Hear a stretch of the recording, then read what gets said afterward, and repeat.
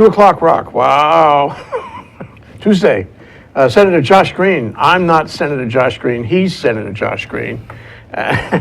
This is his show, but I'm going to work on it with him, okay? And it's healthcare in Hawaii, and we're talking about the legislature. We're calling this post-mortem or autopsy. That is the question. Yes, I've Okay, done at both. the end of 2016. We agreed on that title. And we're going to talk about various things that happened in the legislature or didn't, and as they relate to health or maybe indirectly relate to health. There's so many things. So this is going to be a 6-hour show. Great, I'm ready. I got water and I'm comfortable. Okay.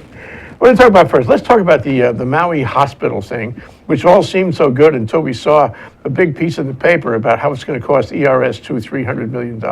Right. Well, first of all, thanks for being our host today, Jay. It's great. And want to also put a caveat out there that I didn't chair the committee this year. I had some different feelings about some of these issues, but I'm here to report. Yes, the Maui question.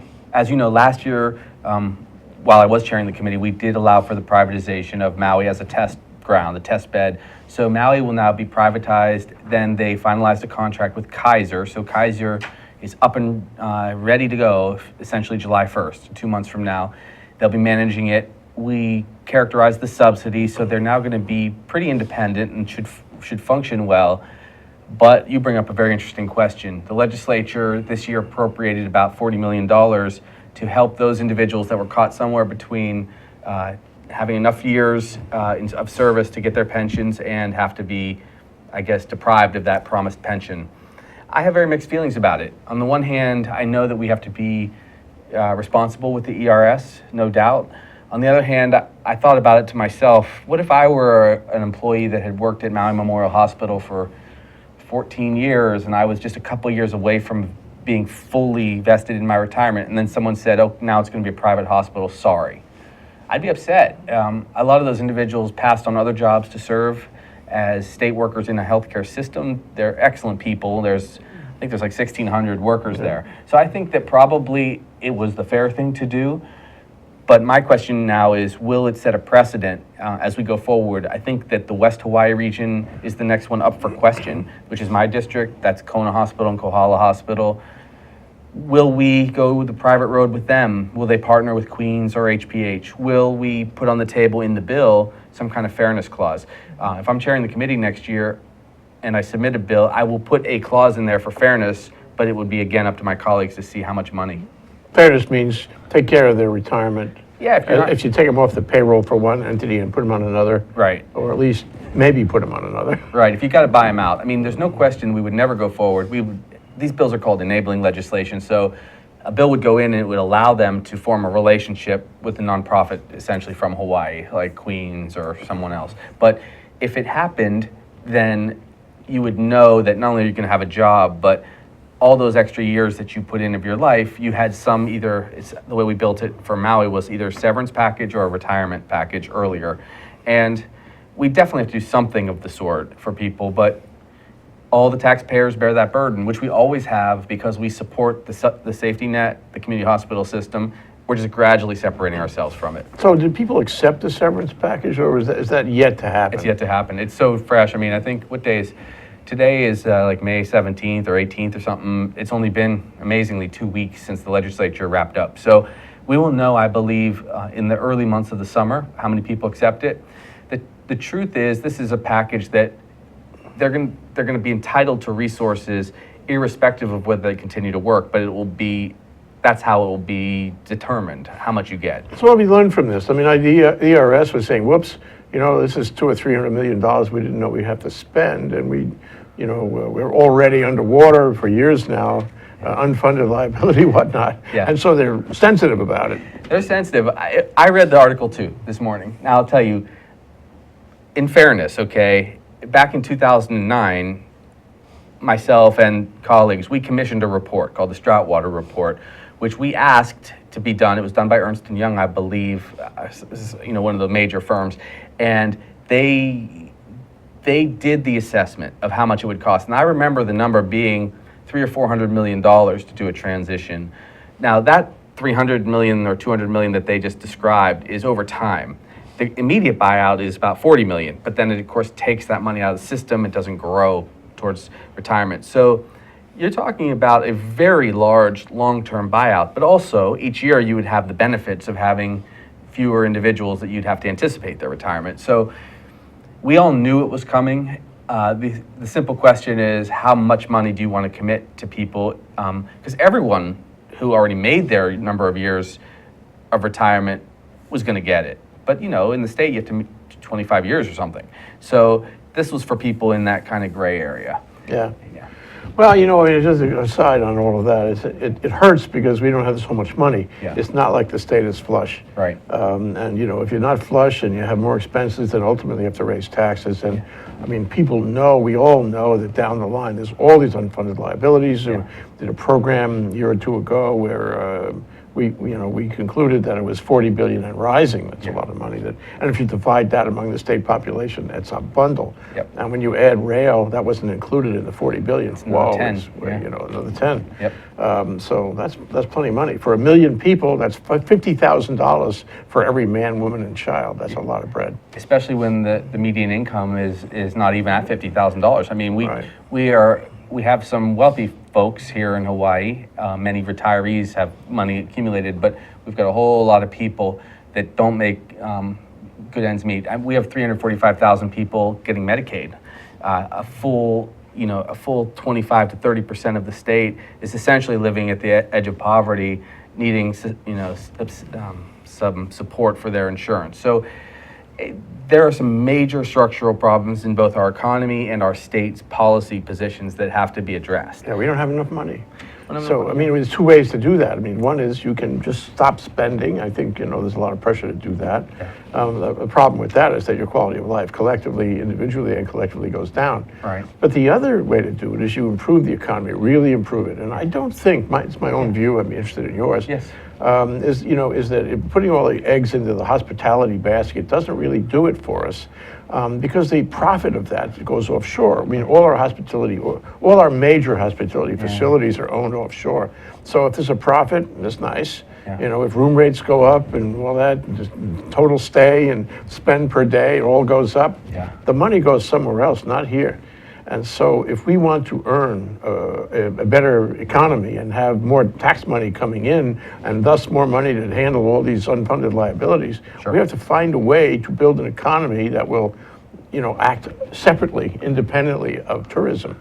We haven't done that yet. No, we need a total expansion of the economy, and the only way to do that is to change our mindset. So right now, we really only seem to make money when we have a major building boom, when there's a lot of money globally, and that does create a bunch of additional jobs and additional revenues. People come off the bench if they're carpenters or engineers and what have you, and we're seeing some of that. The economy right now in general is good in Hawaii because in general we have a building boom. We're seeing the condominiums go up.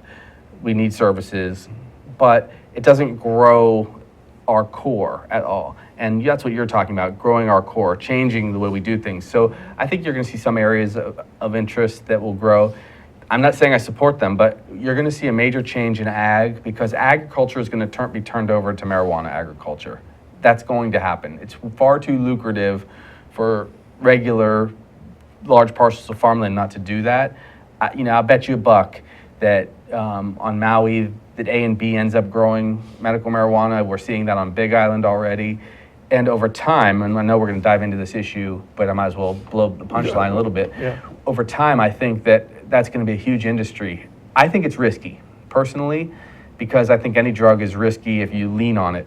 But for medical purposes, that's going to happen. It'll be lucrative, and it's a growing industry, literally. Like, you're going to see this as an exploding trend. We'll be talking about this as a core part of Hawaii's economic industry in the next 2, 3, 4 years. Where exactly does the money come? Given the industry, people are out there growing and selling and what have you. Where does the money come into this core economy you're talking about? It's going to be legalized. That's what's going to happen. But what does that mean, though? In other words, what I'm saying is, if the investment, this is all about offshore investment. If the offshore investment comes in and owns this, the way they own, say, the hotel facilities, right, then the profit goes offshore. What have we achieved exactly? Well, there will be a lot of tax revenue, because if you look at the economics of these kind of industries, like medical marijuana, for instance, and then it becomes marijuana just for recreational use, we have those many millions of tourists that will also be spending an additional $300, $400, $500 that they never spent before. This is a totally created economy that when they're in the state. And what I predict is that it's going to become part of the tourist economy here.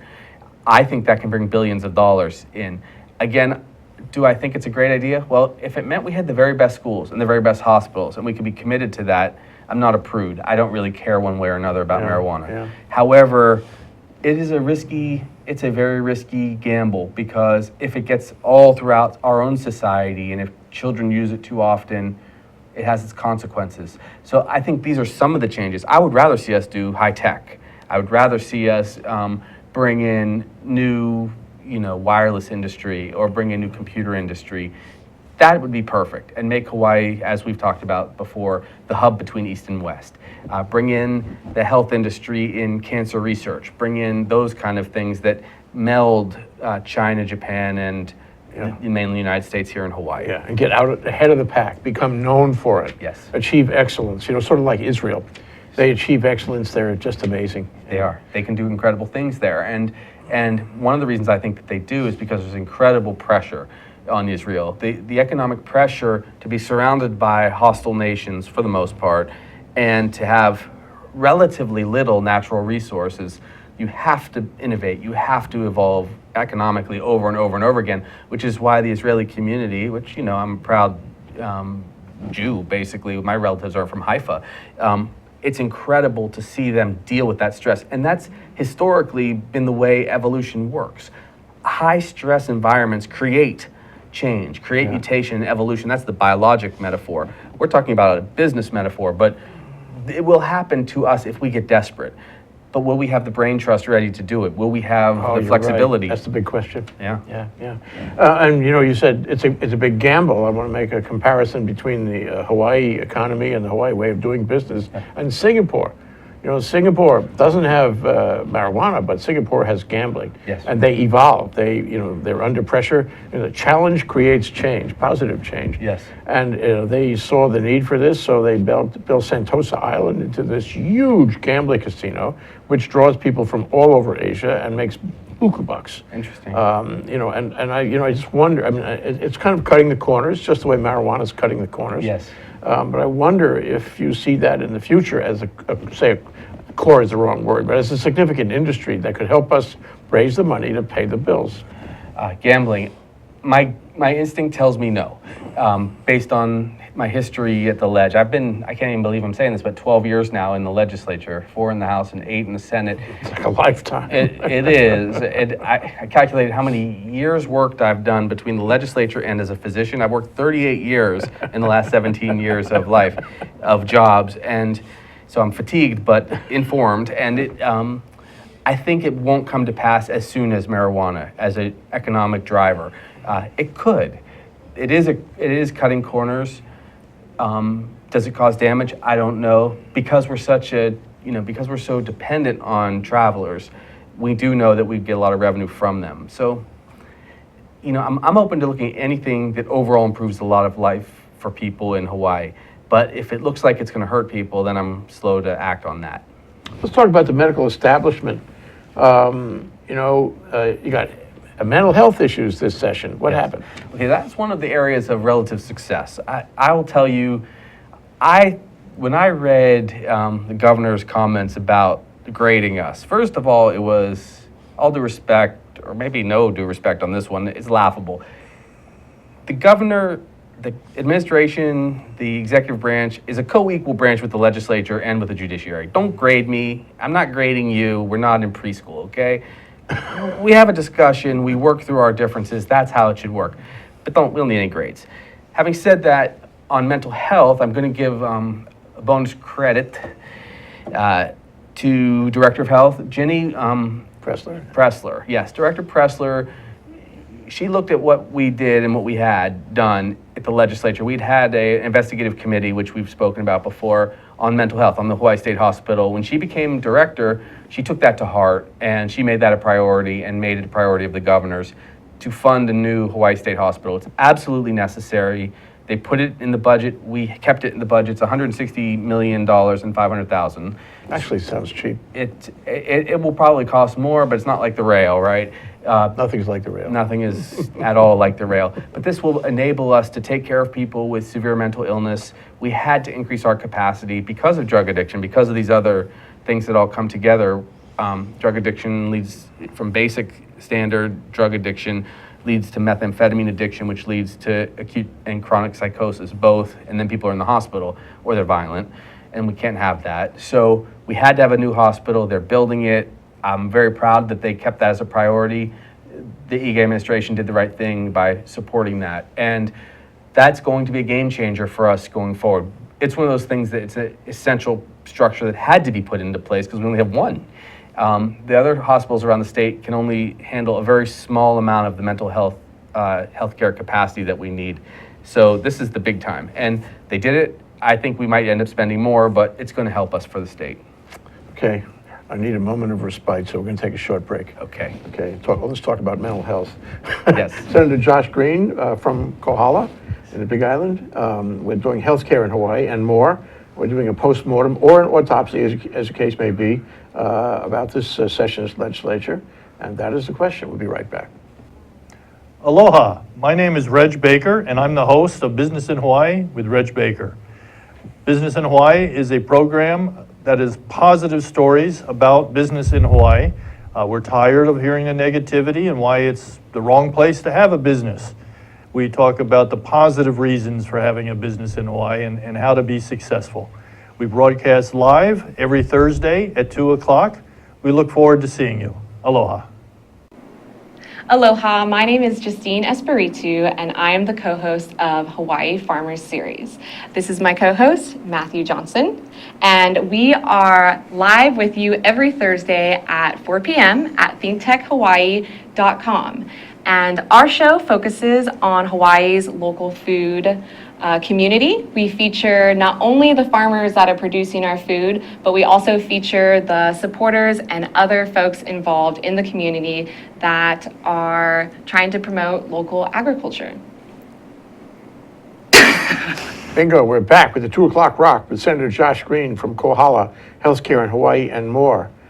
Post-mortem or autopsy of the 2016 legislative session. So, one thing you mentioned before the break, I want to pursue that. Back in the 60s, there were psychologists, psychiatrists everywhere. Yes. Every institution had them around. People were very aware of psychology, psychiatry. They had the belief that life would be sweeter, like you could make life sweeter. Everybody had potentially an issue to discuss with a psychologist, psychiatrist, and that kind of went away over time. We've seen a diminution of that, the number and the influence of psychological healthcare. Now we come back looking at it again, how many years later, 40, 50 years later, and we find that we live in a much more complex society where the burdens, challenges on each individual are that much greater, where drugs are that much more influenced, where you don't have anybody to talk to. You live in a little silo, your neighbors don't talk to you, your world is like reduced, okay? In which case you would think that we need mental health care all the more.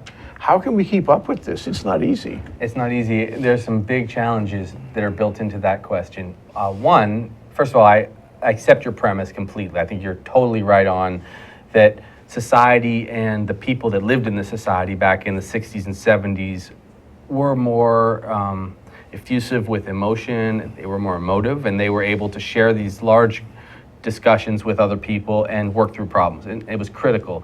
As we went through the 80s, which were big money and independence and America's, self-reliance, this whole idea about you're all alone, you can pull yourself up with your own bootstraps, all that nonsense. We got away from that, and people didn't want to be vulnerable.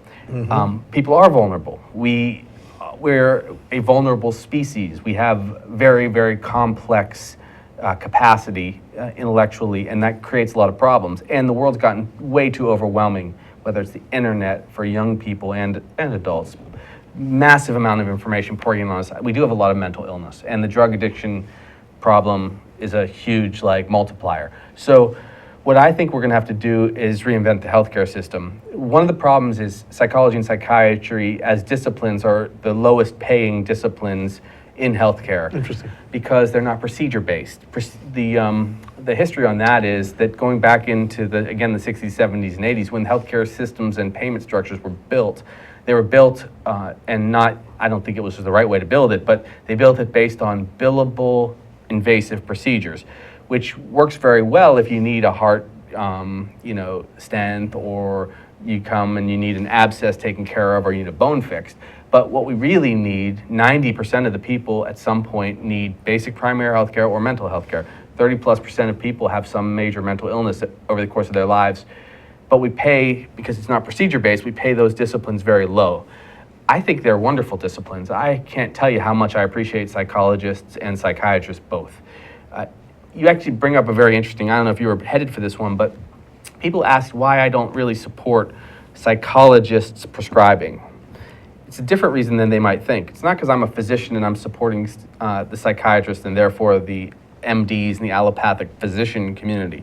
It's really because the critical integrity of the psychology discipline, which was so valuable before and should be so valuable going forward, will be changed. It will be fundamentally changed if they just become prescribers, like so many psychiatrists have just become prescribers. Too much of that medication is already in society. I do not like that medication in general. It has its place sometimes. People have severe mental illness, like bipolar disease or schizophrenia, severe depression, you can't get out of bed. But we should not just be tossing pills, especially at young people. If we change the nature of psychology, which is what the legislation would have done, the House guys killed that bill at the very last moment, which is surprising to me. Senate passed it 22-3. It will change what those primary care psychologists can do. I have a much better solution for that, and that is simple. It's a really simple one. Anyone who has a primary care operation in the state should hire a psychologist and work hand in hand with them to prescribe. It will pay its bills and then some, because there's so much need there. The psychologist can be the expert advisor to that nurse practitioner or that primary care provider, and they will provide a lot more access to those with mental illness. We'll see if that flies next legislative session. I'll still be around, but I don't know.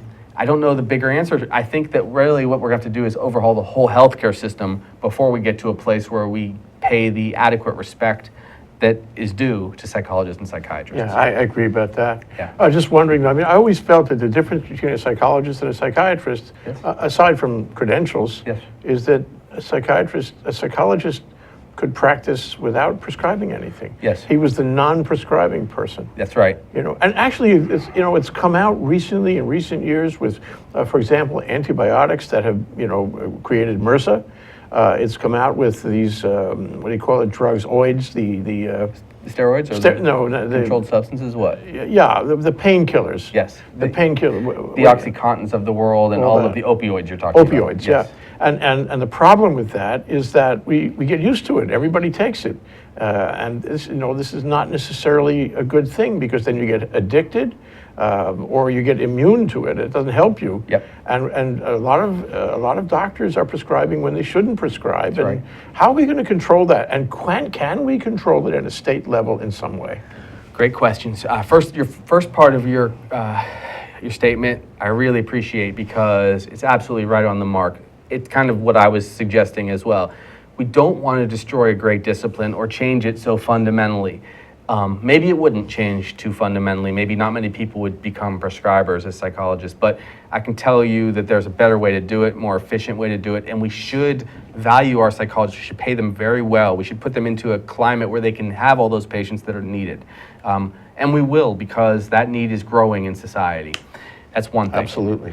Then on to the next point. Can we pass and control the overprescription of opioids? Now, just so you know, statistically, it's a disaster. We have the United States, has 4% of the world's population.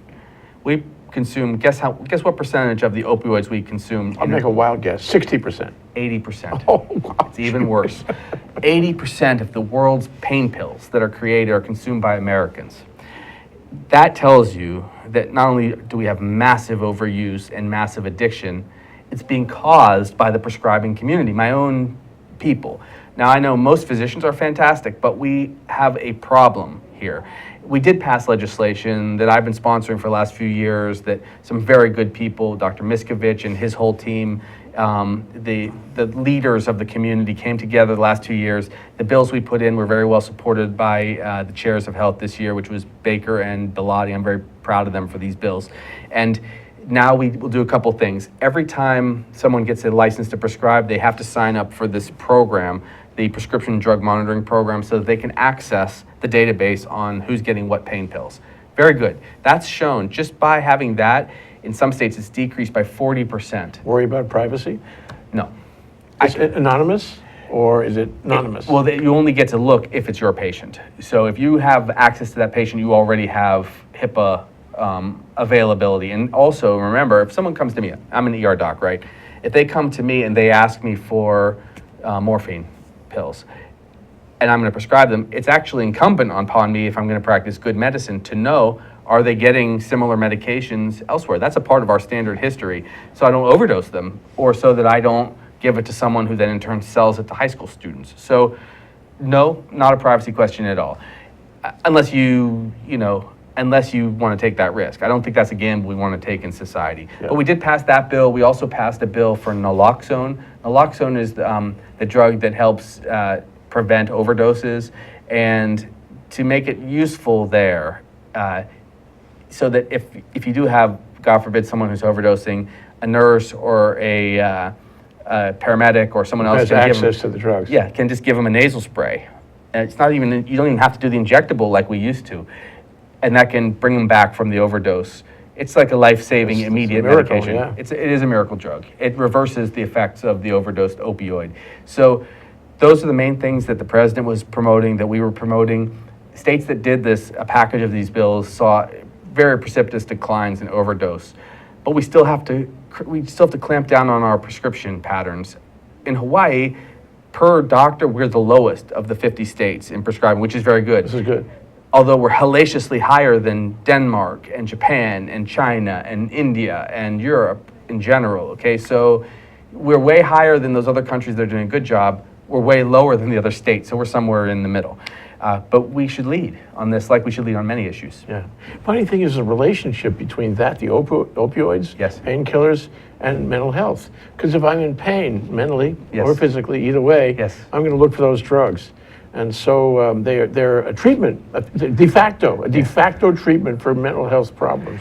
It's funny that you say that, because I spend a lot of time kind of ruminating on what some of these bills are going to do for society. I'm not sure if other colleagues do or not, but I do.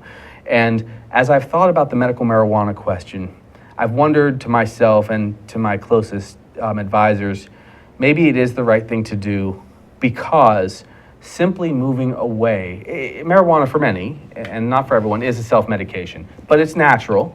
It will do you very little or no harm at all. I don't love the idea of people smoking anything, but it will not do you any significant harm if you're not doing it when you're young. Perhaps it can replace a lot of those medications that are for mental illness that are really terrible on your body, very dangerous. Perhaps it will replace, it certainly will replace a lot of the pain medications. I'm hoping that we see a 30 or 40% decrease in our need to prescribe pain pills if people are able to take medical marijuana. That may be a victory unto itself. Yes, yes. One other thing before our next break, Josh. I recall there was a real problem in the medical community about HMSA's determination to send tests to testing facilities, testing doctors on the mainland before they would allow certain kind of medical procedures here. Right. And the delay and the possibility of getting denied for these kinds of things for a given practicing physician was really a problem. Yeah. And there was a bill in the legislature to try to change that, but the bill, I think, failed. What Yes. happened? The chairs decided not to pass it out of committee. Having not been the chair this year, I was in leadership instead. I can't comment what their rationale was. this is something that HMSA does have to sort out with the medical community, and I've actually put them in touch with a bunch of physicians, and I'm trying to the best of my ability to broker a little piece there. Right now, I've impressed upon HMSA's leadership, and they've taken this part to heart for sure. Anything that's truly emergent, they're approving like that. But I think that the physician community is right in its concern that it really wants to be able to control the decisions it makes for patients. They're working through it. It's got to be handled now, and I think it will be. There was, I believe in that bill, a trigger that would have created liability for the insurer, and that became a giant lobbying thing, I assume, for Sure, them. you can imagine. So I think that it will be resolved. I think that there's a lot changing in the relationship between the insurers, all of them, and the physicians, and I'm hoping a lot of that comes out in the wash now, because truth be told, much bigger amounts of money, much bigger concerns have to do with other things like our poor management of chronic disease, these major hospital changes, the cost of pharmaceuticals. They dwarf the cost of imaging studies. So I would rather see them come to kind of a meeting of the minds, and I know that the doctors are working with the medical director leadership at HMSA. So I'm happy about that. I'm going to keep nudging them a little bit. I don't think it's going to be necessary to have a legislative fix. I think they're going to fix it internally. God, I really enjoyed these discussions. Senator Josh Green from Kohala and the Big Island, healthcare in Hawaii. We're doing a postmortem or an autopsy, as the case may be, of the 2016 session. And that is the question. We'll be right back after the short break. You'll see. You're watching Think Tech Hawaii, offering lifelong learning from passionate hosts and fascinating guests ready to explore and explain Hawaii's place in the 21st century. Great content for Hawaii from Think Tech.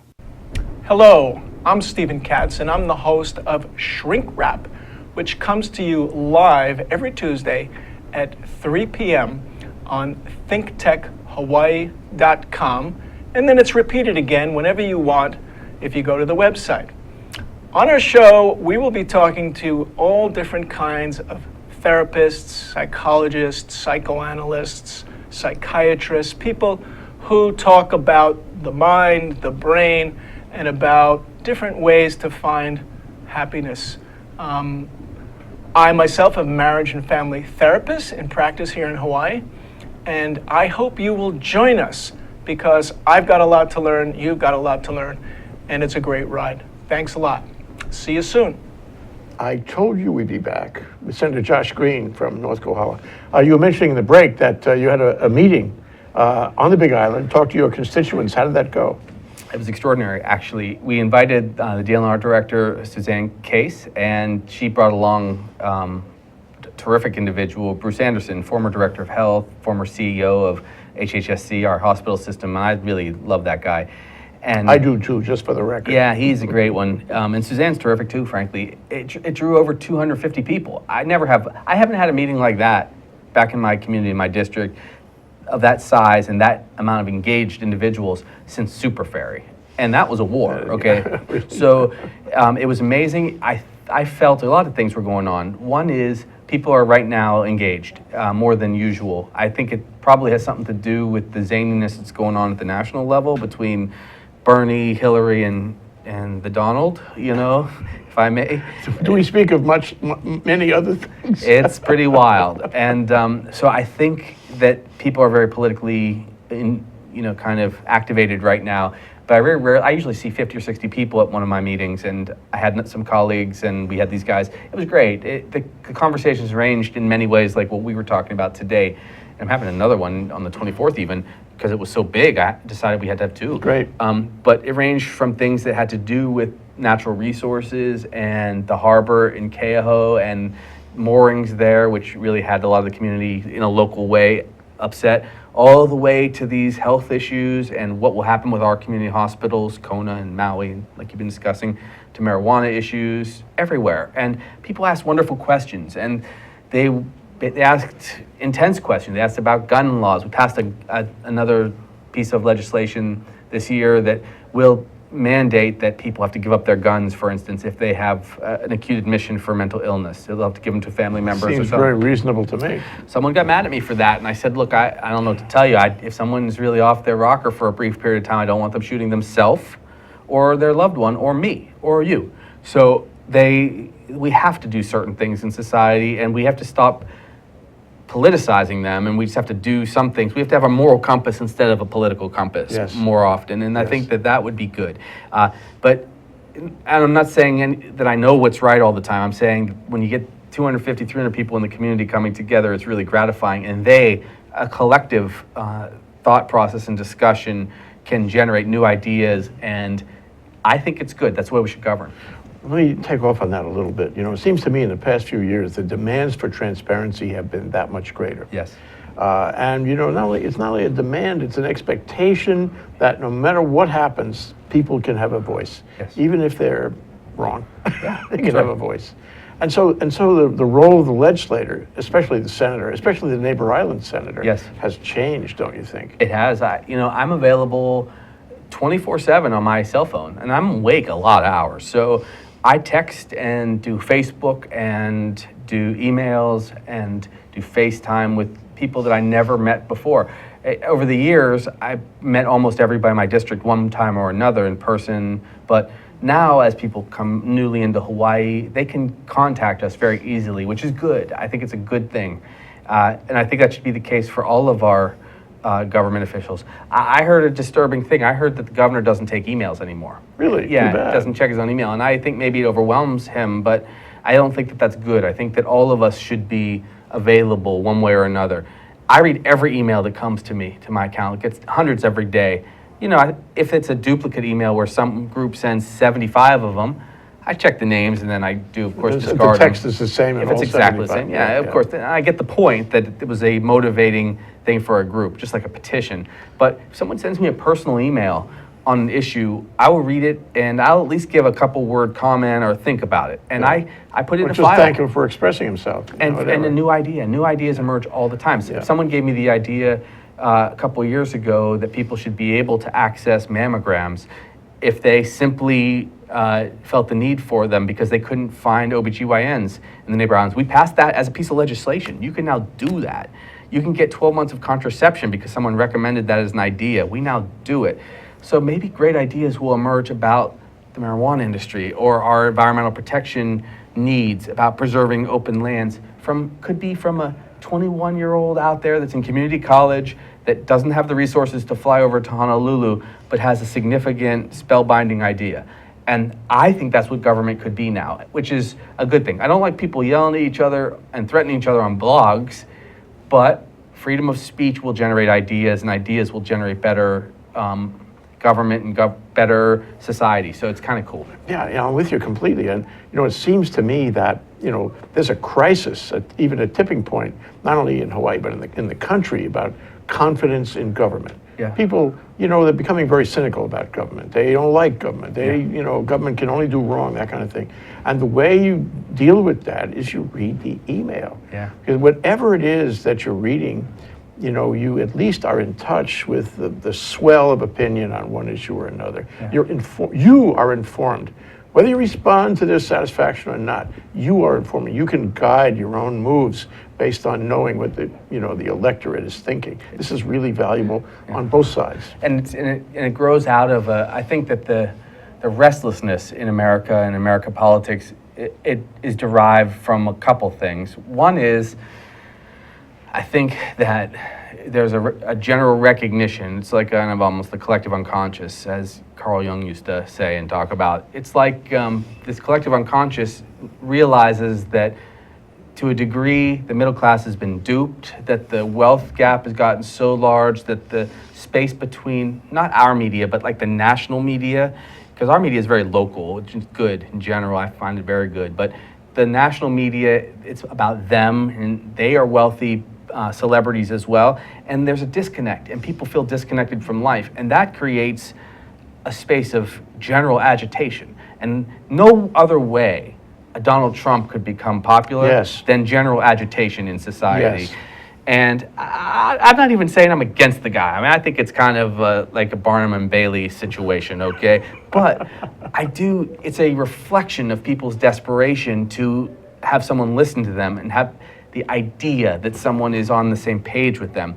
And I'll tell you what, Hillary and Bernie and other mainstream politicians better watch out if they don't connect better. And that's what you're seeing there. And now we can do it. That's the thing. So we should. Yeah, we have the ability, now we have to learn how to use it, and not answering email is not the solution. No. So one other thing I wanted to cover with you, and that is, the search for excellence in medicine, in research. Now, I have attended some programs at the Cancer Center and at the AIDS Center, if you will, HIV/AIDS program not too long ago. Yes. I was very impressed with it. We've had some researchers on the show, They're great. and they're great. They're world class, no kidding. And we haven't paid enough attention to them. We haven't paid enough attention to infectious diseases either, by the way. Right. I know you have thoughts about this. Yes. So how are we going to do that? We need to fund these institutions in order to validate their work, to make them feel that confidence, to make the public feel that confidence, and to make the world feel that confidence that we can do it. But we're not funding them, are we? Not enough. That of all of the, there's always winners and losers at the legislature, and it hurts because a lot of times you see the best people come and ask for a small amount of money and not get it, and some others that just probably don't need it as much come away as major winners and get a lot of Political. appropriation. It happens, and look, we have a democracy, and usually it should come out in the wash. Eventually, hopefully, the better intentions of people will succeed. But we have missed it on one issue at least, probably many, and that is the Cancer Research Center. Senator Baker and I sponsored legislation many years ago, 2006, that created monies from tobacco funds to build this thing. And we had many colleagues in support, and it was great, and we built a beautiful center run, as far as I'm concerned, professionally by many professionals over these years. It's fantastic. It is a gem for the state of Hawaii. It's a jewel. They asked for $4 or $5 million and didn't get it appropriated from the House Higher Education Chair. And there's been a longstanding feud that's gone on at at Manoa about how much money should go over there, and I think that there's some professional jealousy, but it's shocking. We shouldn't play games. We should not play politics with cancer treatment and cancer centers. It's completely unconscionable. Now, I hope that they'll be able to find the money internally. That's what kind of the signal, I guess, that the chairs gave them. But if not, we risk losing that cancer center. Oh. And that would be unbelievable. I would expect that there would be ways to come to the rescue at the end, because I think that some of our institutions that are better funded, like the major hospitals, they would have to step in and form partnerships. And though money can be tight, it's just too incredible an asset. Plus, just so everyone's recognizing this, they generate a heck of a lot of research monies. They way outstrip the investment. The medical research grants and these very good jobs that they bring. Thousands and thousands of people benefit, not just from the ability to get into a clinical trial if you've got cancer, God forbid, or your child's got cancer.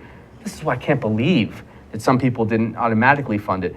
A child with cancer, instead of being able to stay in Hawaii, might have to go to Stanford or go to the mainland. Can you imagine sending your child or your loved one, your spouse, away from the islands when they had cancer? It's ridiculous. So that has to be resolved. I'm enraged about that, actually. And maybe the state government doesn't deserve to be a part of that entity because of the way we've behaved.